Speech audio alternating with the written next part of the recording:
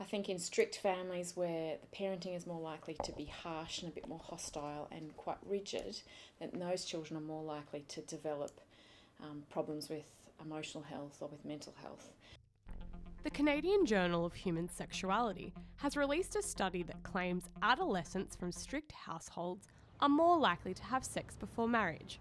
Child psychologist Jenny Hudson explains that strict parenting can lead a child to make bad decisions. We often talk about having the birds and the bees conversation as a one-off, but it should be more an ongoing kind of part of an open communication, open relationship that parents have with their children. I think if parents are strict and more likely to be rigid and hostile in their parenting, that children are probably more likely then to rebel and not do what their parents want. Whereas if parents are warm and open, then perhaps the child's more likely to be open and honest with parents, and perhaps probably more likely to want to comply with what their parents want.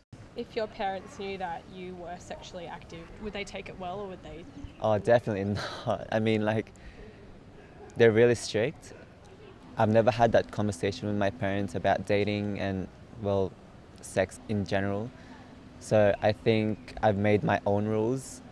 Although raised in a Catholic household, Eldon de Leon is a proud advocate for sex before marriage, believing life to be too short for abstinence. I think adolescents in Australia are more sexually active than it was before due to the rise of social media. Sometimes things happen and you just can't help your emotions, right? In some cases, you just can't help yourself, just fall in love with a girl and things happen.